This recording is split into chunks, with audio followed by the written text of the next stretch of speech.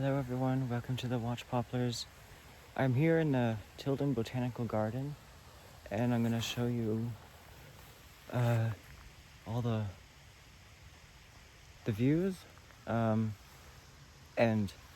yeah, so we'll start. So there's this plant here, I have no idea what it is. I mean, well, it is a spice bush, but I just don't know how to collect the seeds because they've all fallen out. And yeah.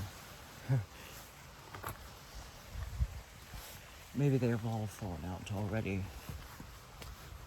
Even the ones that are pointing upward. There's a tour going on over there. There's more spice bush.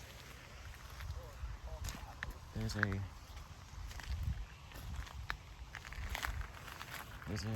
big, large section of aspen. There's lots of aspen trees here, but unfortunately, I have not arrived here in time to see their full-on fall colors, but they're somehow they're still sprouting. Some of them, where there's protected shoots from the frost, I guess. But those shoots will not last long because it's cold. Even though it's kind of a mild day. There's a California black oak here. So it's probably the same one that was growing in Yosemite. Yes, I'm correct. So maybe they have different locations of aspen trees. And this is probably a clone. This is a cloned clump of aspen trees. And then there's a stump right there that possibly is the center. I'm not really sure. But the aspen trees grow here in this garden. Outside of their native climate, but a lot slower because they're given such a short time of growth. They're like, why are we growing in a warm winter? I need below zero. I need sub-zero conditions. But I guess it gets cold enough for them to get fall colors in October. Probably around Halloween time because these leaves look very old, as far as in like over a month old. As in like after they got fall colors, but yeah.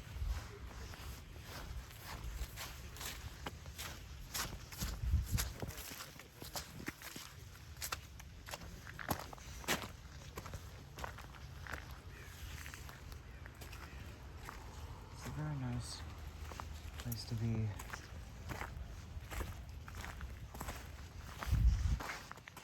The seasonal changes.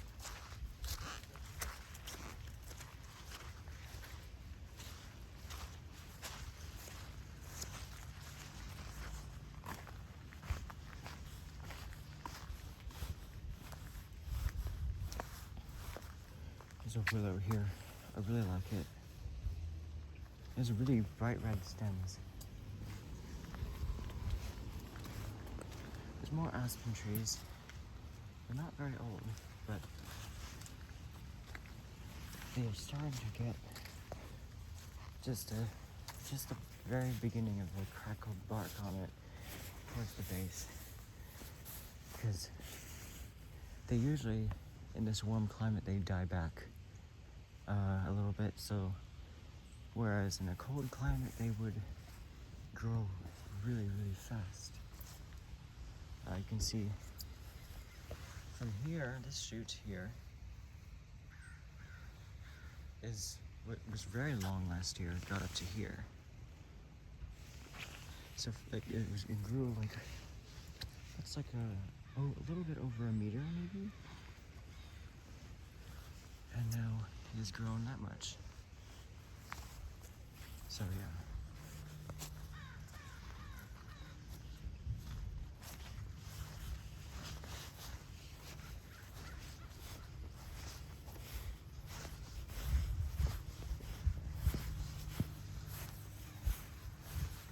a water birch.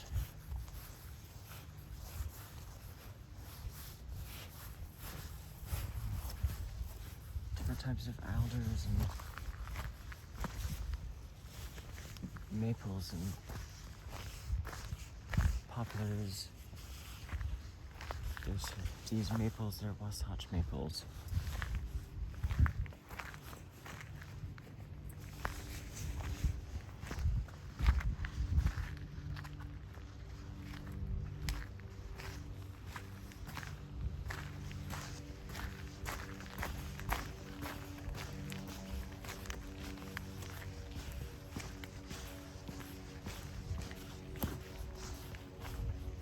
Now this is where the oldest aspen trees are, and you can see they're definitely mature, but when they get old in this climate, they grow really slowly because they die back in the heat of our summers. The aspen trees don't like hot summers, but this is a botanical garden for trees that are all native to California.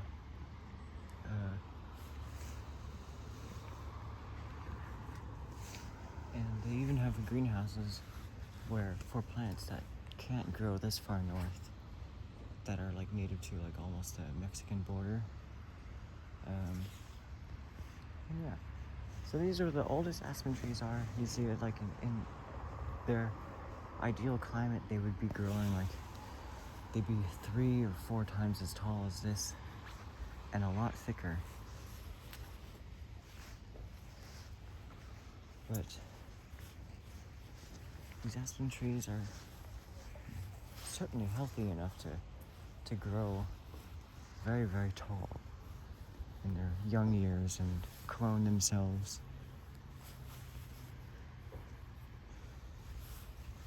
There's always new sprouts coming up every year. So now I'm going to circle around through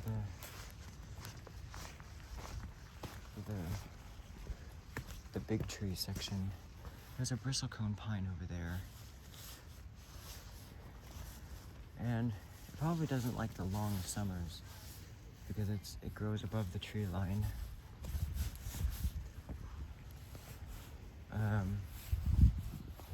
But this is pretty much what they would look like in the wild.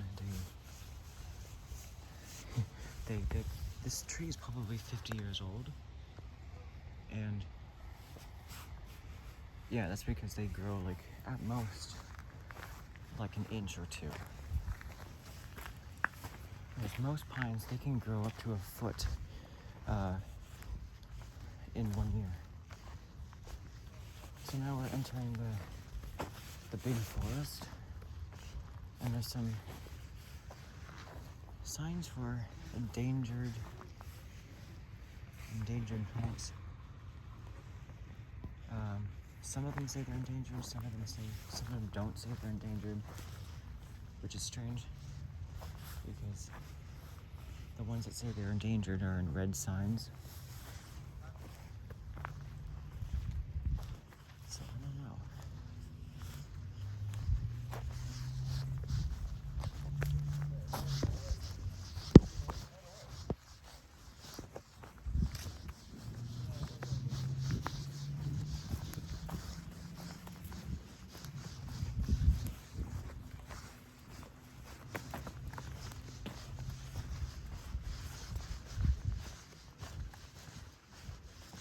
I really like this foliage on the cedars. It's very soft, actually. I never thought that the cedars would have super soft foliage, but Port Orford cedar, I think. Now I learned it has soft foliage.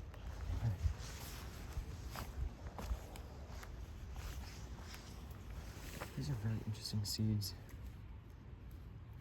This is a nice plant. I don't know if this signs for that or it's the other way around, but very nice. Very long extensions on, I don't know if it's dogwood or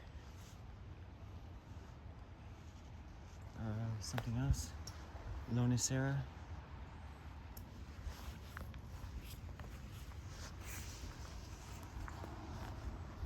There's hazel bushes.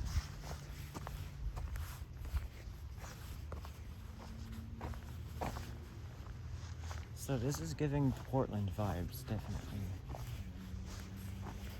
Instant Portland vibes. Like the Port Orford cedar and their little cones.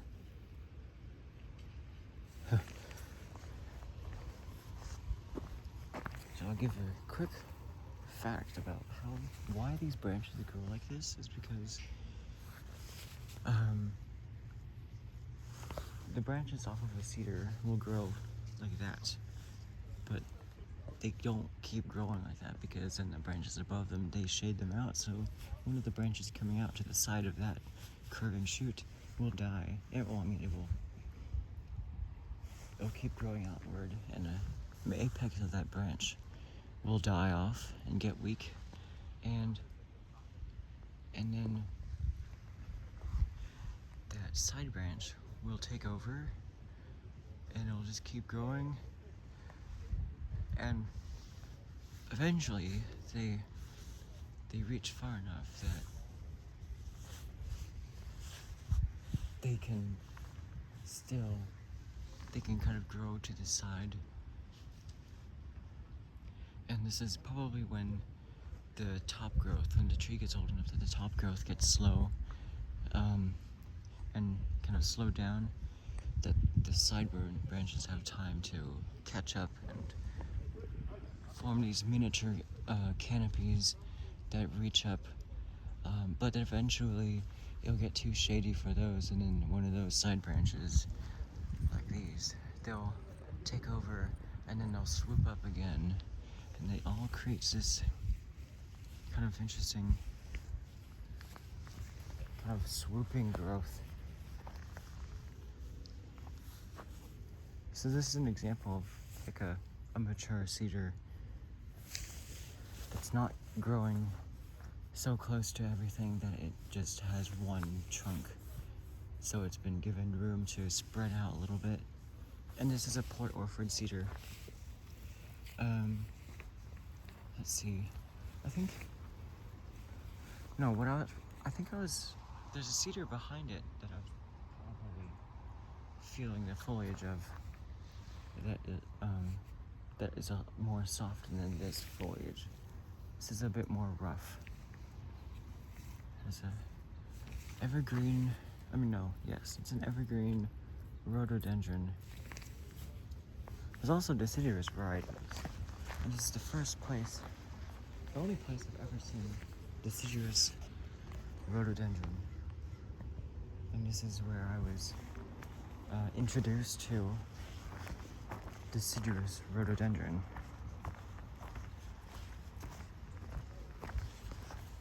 This would be really nice. Look how small these leaves are. This would be really nice for bonsai. For like a very small bonsai.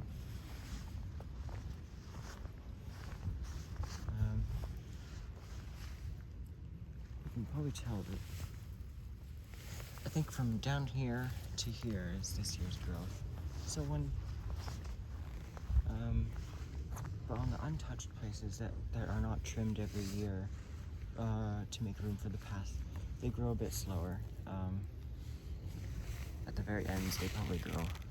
These are probably the oldest sections, but these long shoots poking out like right here, probably just sprouts that came out of the lower down on the bush. But yeah, really, because the leaf size really inspires me.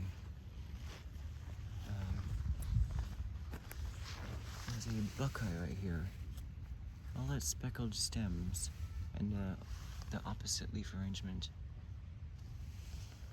of a buckeye. Yeah, I guess a seed from a buckeye somewhere landed here, I guess. And yeah, there's this interesting plant. Huh. Poison oak. It's very close to the trail. And also they're adding new ones like pines. So they're planting a pine right there. There's this plant here. Very interesting. They have these big orange to yellow flowers, and they get very sticky. They're very sticky flowers. They have sticky stems and leaves, which is interesting. And they kind of, the seed pods look very closely related to, okay, so that the Ruth Bancroft garden, where I got all those exotic seeds that have now germinated, one of the seeds I got was one of those, and it's very hard to open. So, and it still is like that. It's still closed up like that. It just rock hard and stiffly closed up. So I don't know. It's a mystery.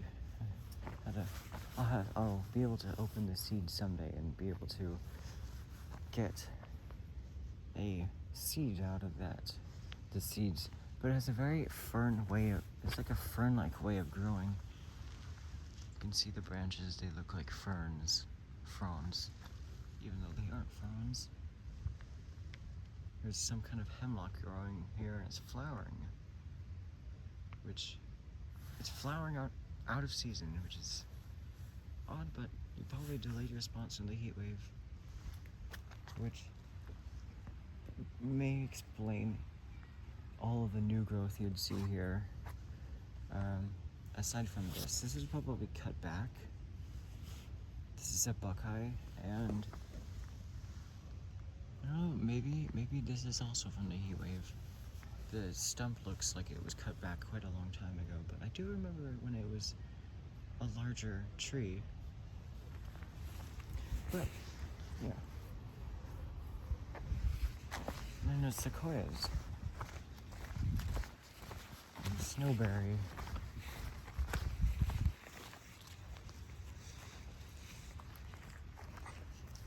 And the sequoias were planted, the members of the Contra Costa Hills Club, in 1946. I'm not going to do the math. I don't have time to do the math, but I'll do the math at home. Or, yeah, I don't need to do the math, but these are 1946, so it's almost 80 years old. I'm going to guess 75 to 80 years old. Yeah. I guess that's fair to say. They look they look too young to be that age, but I'm just rounding to the nearest 10, I guess.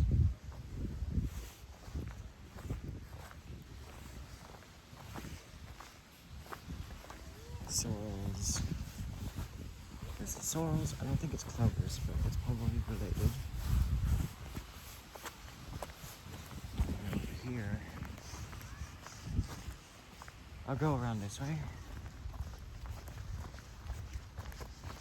There's a Port Orford cedar here. Let's feel the foliage. Oh, so I guess I was feeling a Port Orford cedar foliage the entire time. I don't know what would change the texture on a single species, but it felt different. There's a very long extension in the dogwoods.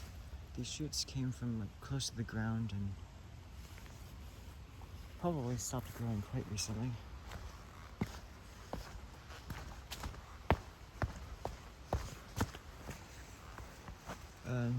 This part of the trail is boring. There's like there's barely any signs. There's pretty much nothing over there. So I'll go this way. And yeah, so here there's like a nettle of some sort. There's crabapple. So this is the crabapple. And right now it has green leaves.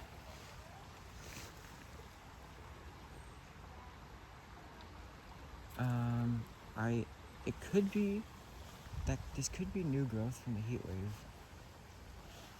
I'm seeing mainly box elder maple leaves, and that's because there's a box elder maple there.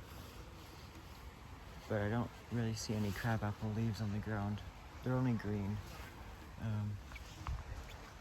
don't know. There's a vine maple here. Just new shoots coming out. It's a strange appearance to see in fall. But here's the box elder maple. It's probably in its peak fall colors. Maybe just before.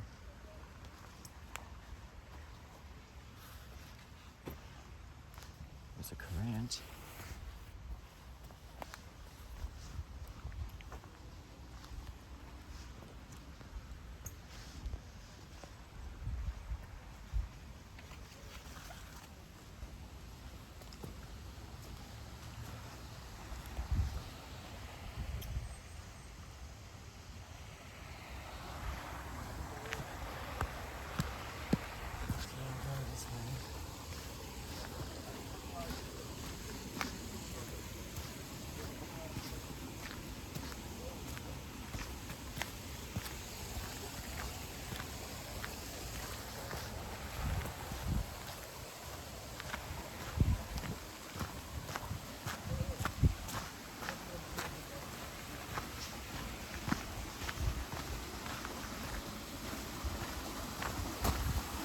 These are large dogwoods. Or, no, the coltsfoot is these little plants right here. This is a dogwood.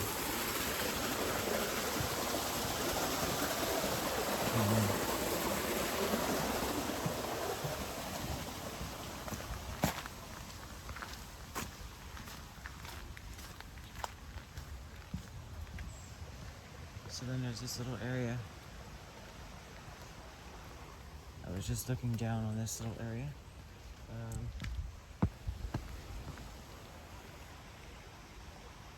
Yeah, the tall ones are big leaf maples, and then there's an alder clump right here. You can see the conical, very apically dominant structure of the alder. Despite that it is a deciduous tree, it grows like a Christmas tree, especially when it's young. And there's something possibly related to an apple with all this lichen on it. And yeah, these are interesting. They're very soft seeds.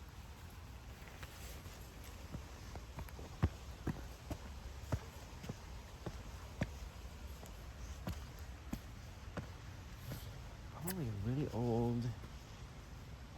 This is like a coastline oak or a bay laurel or something.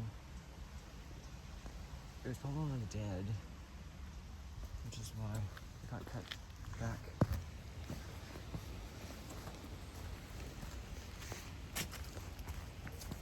And then there's a little buckeye forest. There's an evergreen cherry right here. I forgot what its sexual name was, but it is some kind of plum or cherry, I believe.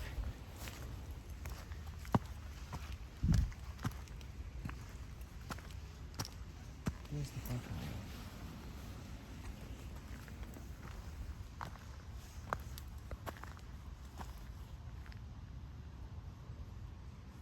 Yeah. I think there's like 3 buckeye trees.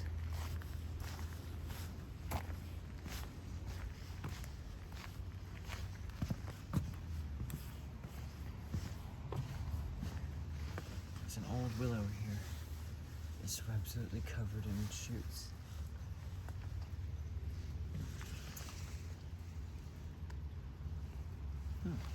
is a very nice willow. Sika willow.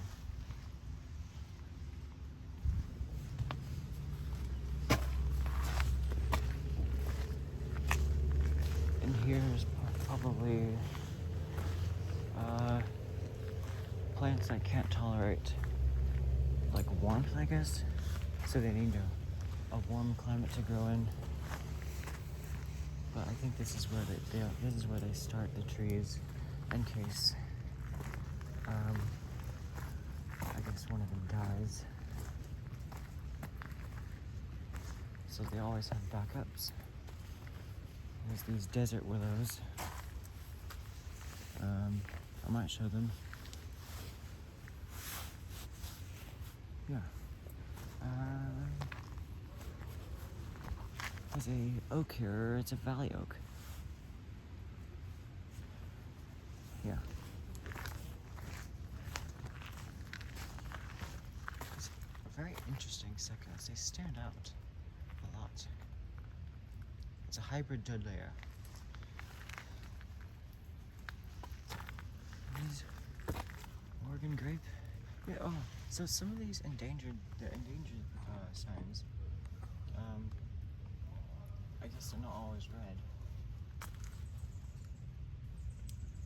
But it's a barberry. And I guess I must be familiar with the common, the barberry we're all familiar with, that has the purple leaves, red berries, and bright red and orange fall colors. And yeah. And then there's a Sowen cypress, and it's also rare and endangered. Yeah, it's a very nice cypress. Is this a alderleaf mahogany or something? I'm gonna guess that's what it is. Oh, it's Island Mountain mahogany. They look very similar to alders.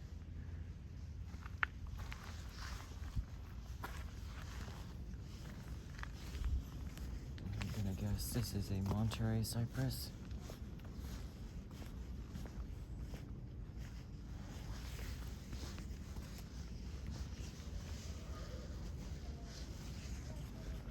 Santa Cruz cypress. There's an ash right there. It's a quite big ash, or it's a clump style ash.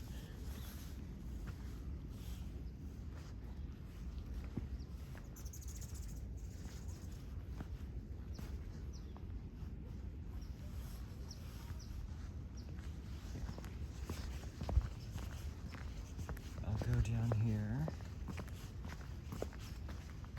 This is a very interesting tree. What is this? Ironwood. It's an ironwood. I wonder why I got its name.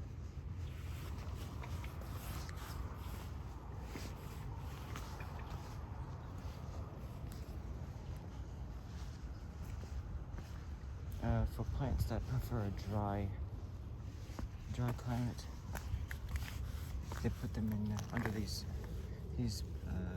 frames so that they don't get too moist. That's kind of smart, honestly. This looks like some kind of nightshade. Doesn't say it's a nightshade, but I could be wrong. The flowers do not look anything like nightshade flowers. It's kind of like the more arid section.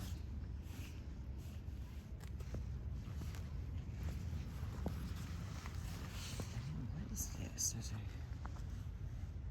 a columbine of some sort, like the seeds that are this stalk right here. It's very tall.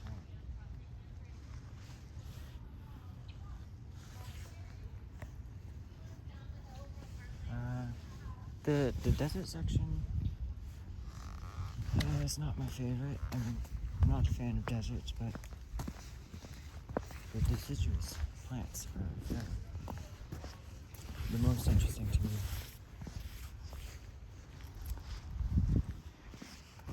And even when edited, this video would be really, really long. So, oh, it does say what kind of ash this is.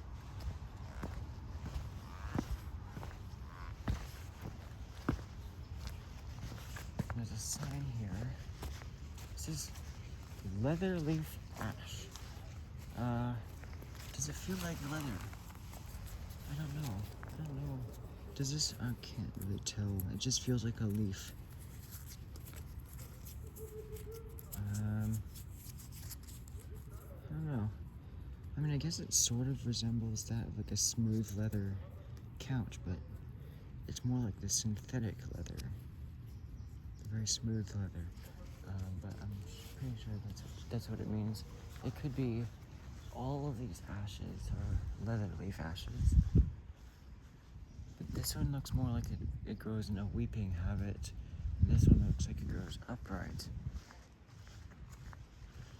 Maybe there are multiple types of ashes here.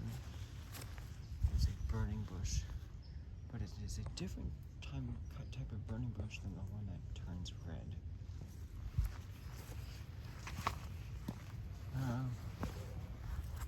I guess they're all the same ash. Here. Huh. There's a bunch of like college students over there. They're making noises. They're acting like they're acting the way they do. Yeah. And a Toyon. This is I live on a street that was named after these.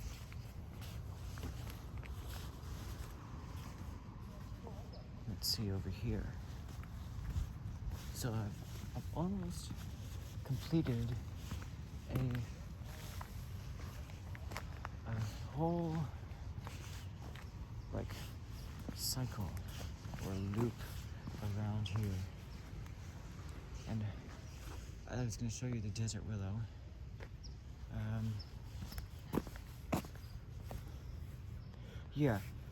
So the desert willow is it's not actually a willow.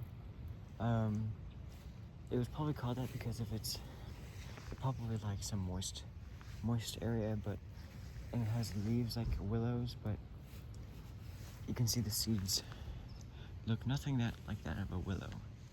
You can see desert willow.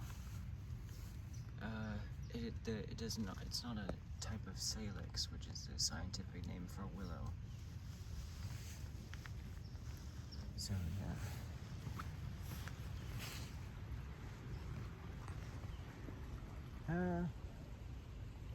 I could show a little bit more, and then I'll be close to finishing the video.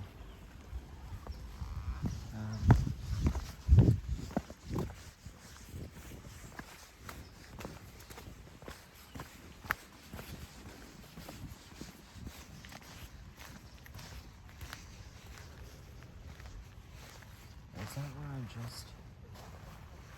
just walked past here? Okay. There's a bridge here that I must walk across because it is very, very nice. Is this some kind of dogwood or viburnum? This is a brown dogwood.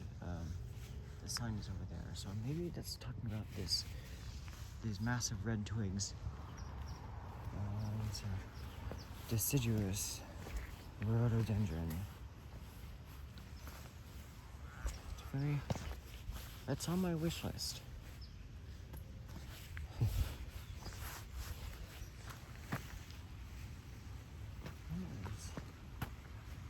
a very nice plant here. Well, if I go on the bridge, I'll be able to show you more at once.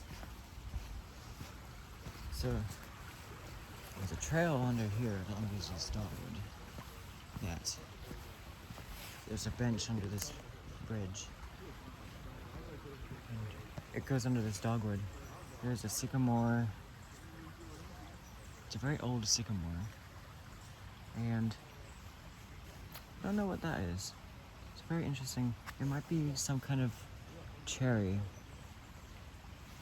But it's starting to get fall colors.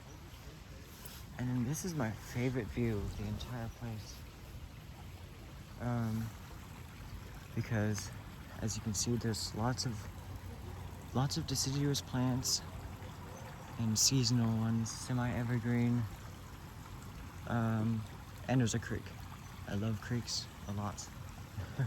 And I'm sure if I went here a little bit earlier, like at the beginning of November, that would have been like the best place to go here. Maybe late October. There's a really nice vine maple right there. But I'll go over here. Middle. It's strange. So like I've seen this many times. So that the honeysuckle starts to.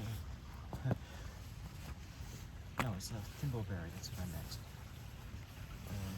The thimbleberry sprouts back up. This is normally what it would look like at this time of year, but it is now sprouting back up. And this is probably maybe that was because it got cut back. There's a dwarf. It's a low form hazelnut. And it has these catkins. I'm not sure if those are flowers or seeds. But yeah.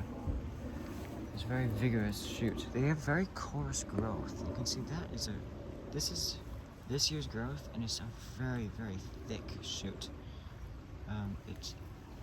It's actually, there's a very swollen bud that's about to start growing again, and there is fall colors on the same twig. There's a currant. Looks like it's the type that gets red fall colors. And there's redwood trees.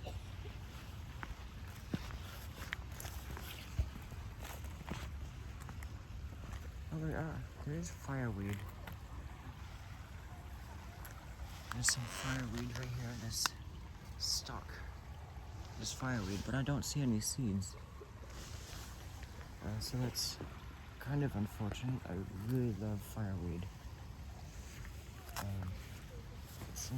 It's related to willow herb. But yeah, it gets really nice fall colors. It looks like there was some right here, but all the stuff flew away. Oh, attain a fireweed accent plant someday.